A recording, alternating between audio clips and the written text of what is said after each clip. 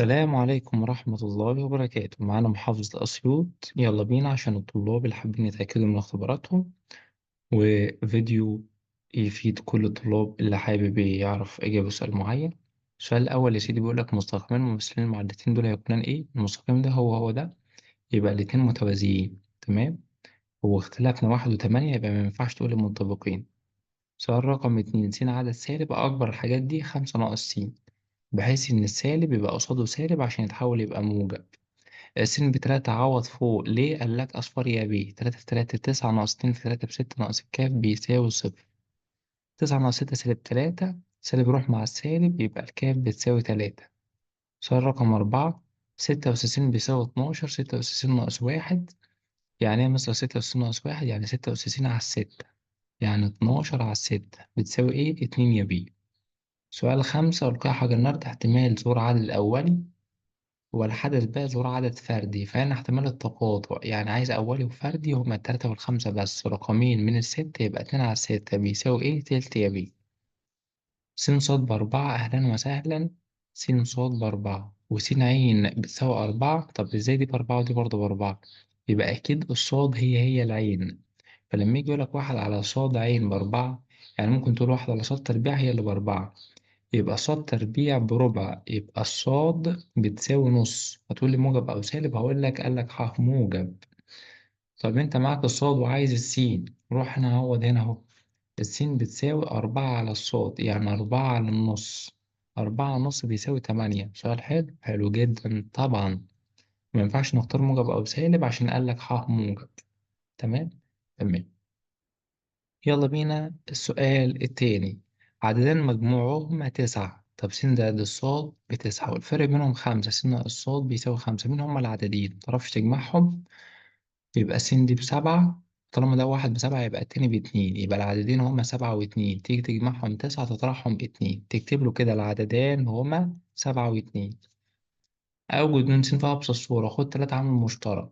انزل تحت س أس 2، افتح قوسين س والستة 3 في 2 والأخير موجب، يبقى لي 2 الشرط الأوسط ناقص 2 عامل مشترك س زائد 3. هنا تحت هاخد سالب عامل مشترك، فيبقى س تربيع بالموجب وزائد س ناقص 6، ودي برضو لها تحليلة. س أس 2، افتح قوسين س والستة 3 في 2 والكبير شرط الأوسط والتاني عكس الإشارة.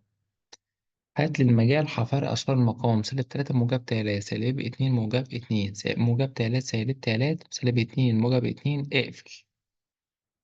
بسط، يلا بينا نبسط. ده يروح مع ده وده هيروح مع ده، هيتبقى 3 فوق على س ناقص 2. السالب ده هيضرب السالب ده هيبقى موجب، هيتبقى س ناقص 2 تحت وفوق 2. تمام تمام. 3 و2 5 والمقام نفس المقام، كده اختصرت لك وجبت لك المجال. يلا بينا كده، احنا خلصنا الصفحة الأولى كلها، مفيهاش إن شاء الله أي مشاكل. سؤال 6 هنا في الإخطر، سؤال جميل. سؤال رقم 4 تراكمي، محتاج طالب شاطر ومذاكر قبل كده السنة اللي فاتت، أولى إعدادي والتانية إعدادي. تمام. السؤال التاني سؤال ألف سهل جدا، سؤال باء حلو. حلو، اللي هو موضوع السالب تاخد عامل مشترك، ده برضو يلخبط الطالب اللي هو مش فاتح الكتاب. ماشي. يلا بينا نشوف ونقيم سؤال رقم 2. باستخدام القانون العام أوجد، حابب يخرج بره الموضوع التقليدي وما يجيبلكش المعادلة جاهزة. قال لك يا سيدي أنت اضرب طرفين في وسطين. الراجل اللي حاطط الامتحان ده راجل محترم. س في 5 ب5 س، سالب هنا يبقى سالب س تربيع بيساوي 2. صفر.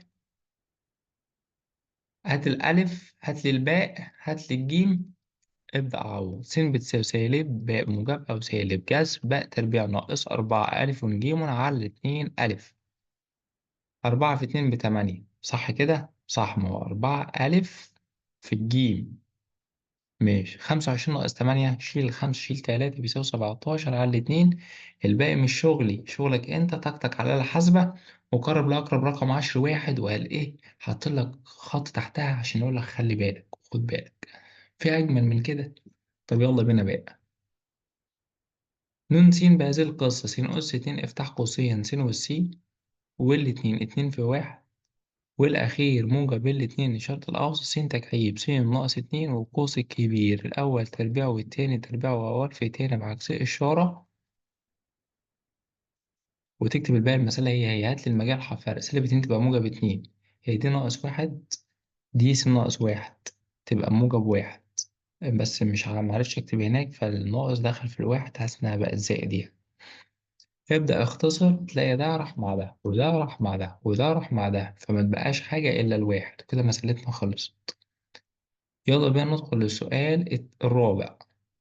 السؤال الرابع مديك معادلة س زائد الصاد باتنين، وهنا هضرب في س صاد تبقى صاد زائد س بيساوي اتنين س صاد، وأبدأ أعوض. تعوض بالس ولا بالصاد براحتك، الاتنين هي مفيش أي فرق.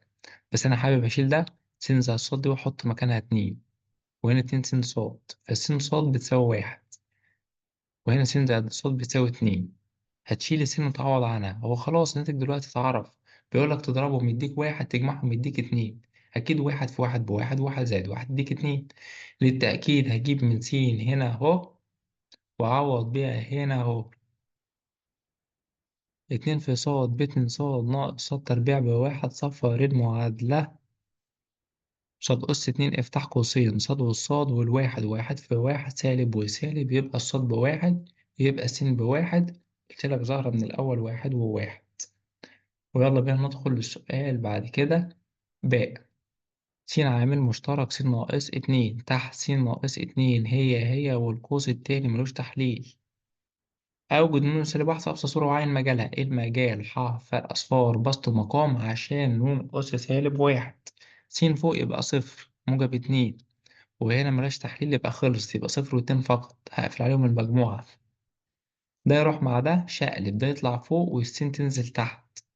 بيقول لك إذا كانت نون سالب واحد س بيساوي خمسة، أساوي الكلام ده بخمسة، تبقى خمسة س بتساوي س تربيع زائد ستة صفر المعادلة.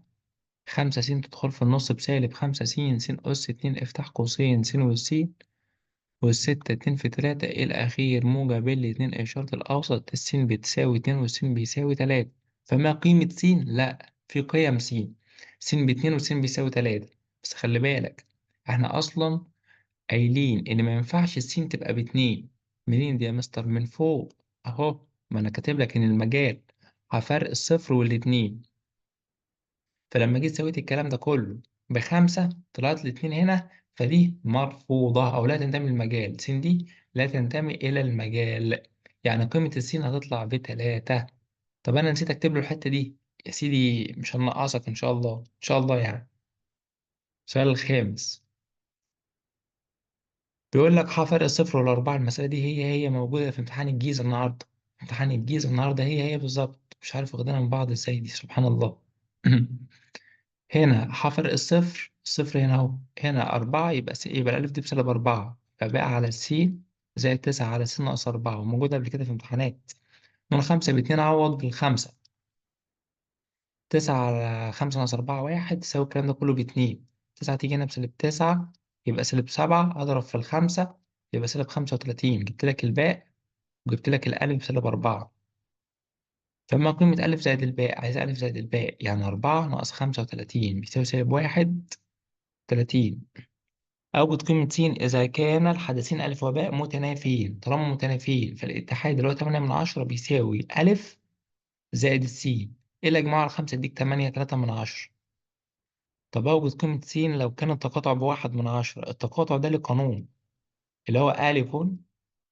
فين ألف؟ أنا ألف وكتبت حاجة تانية. ألف زائد باء اللي هي س ناقص التقاطع.